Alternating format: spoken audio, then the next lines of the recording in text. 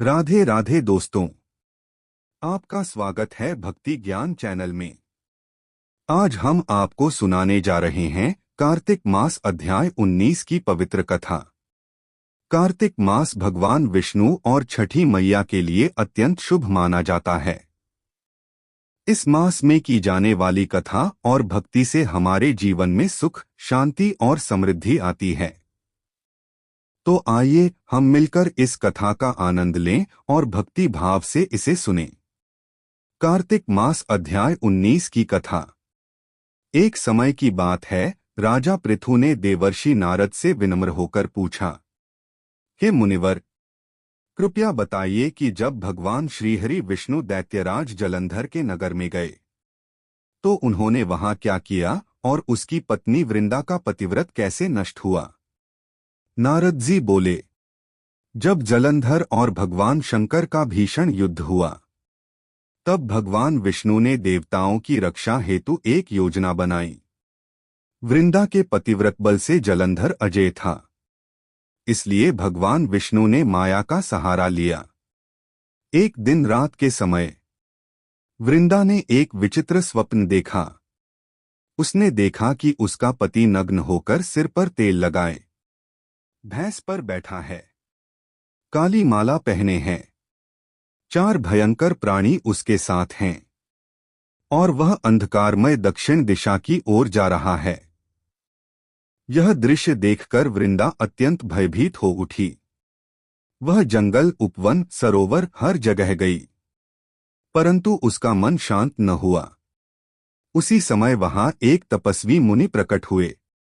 वह वास्तव में भगवान विष्णु थे, जो ब्राह्मण रूप में आए थे।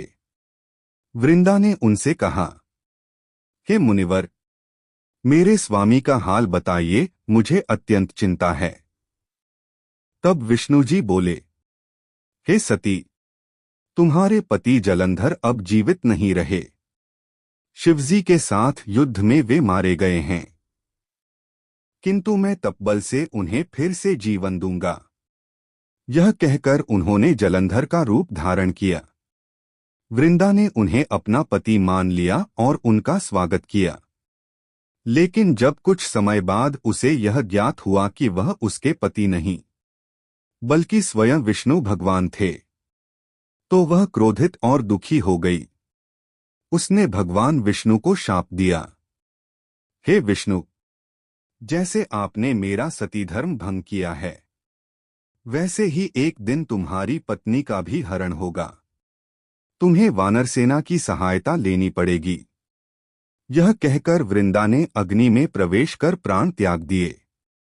भगवान विष्णु ने उनके प्रति आदर दिखाते हुए वृंदा के नाम पर तुलसी देवी की उत्पत्ति की। इस प्रकार वृंदा तुलसी रूप में पूजनीय बनी। यह कथा सिखाती है कि पतिव्रता धर्म, भक्ति और सत्य का कितना महत्व है। भगवान विष्णु की यह लीला धर्म स्थापन के लिए थी, पर वृंदा की निष्ठा ने उन्हें तुलसी देवी के रूप में अमर बना दिया।